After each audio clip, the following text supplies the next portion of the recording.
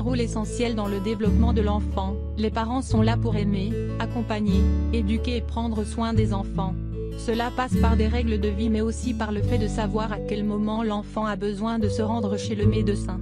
En effet, comme le montre l'histoire de cette mère, la moindre trace suspecte peut nécessiter une consultation.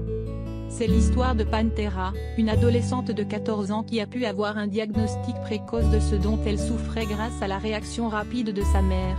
En effet, cette dernière avait remarqué que depuis quelques jours, sa fille avait une trace foncée au niveau du cou.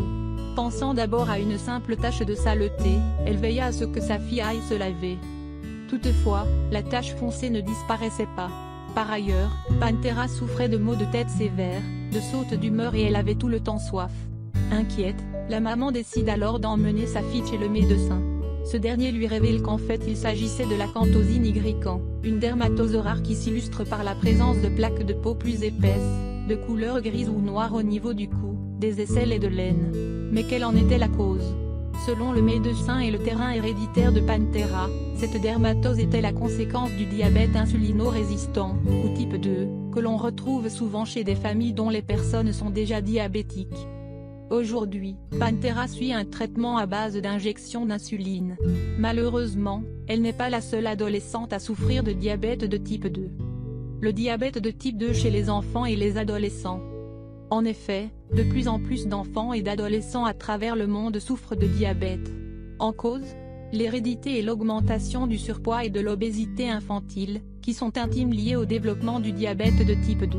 Le diabète de type 2 désigne une hyperglycémie chronique, soit un taux élevé de sucre dans le sang. Cela s'explique par une utilisation inefficace de l'insuline par le corps. Pouvant passer inaperçu durant plusieurs années, le diabète insulino-résistant s'illustre par des symptômes dont une envie fréquente d'uriner, une soif ou une faim intense, des infections à répétition, une fatigue persistante, des troubles de la vision, des problèmes de peau, dont l'acanthosie nigricans, ainsi que des douleurs ou des crampes dans les jambes.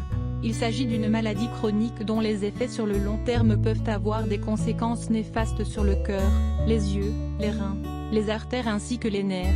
Par ailleurs, le diabète de type 2 augmente les risques de souffrir de pathologies cardiovasculaires, infarctus du myocarde, hypertension, accident vasculaire cérébral, d'insuffisance rénale ainsi que de polyneuropathie diabétique, une altération des nerfs périphériques à cause du diabète et qui se caractérise par des mouvements incontrôlés, une perte de la sensibilité, des douleurs ainsi que des troubles digestifs.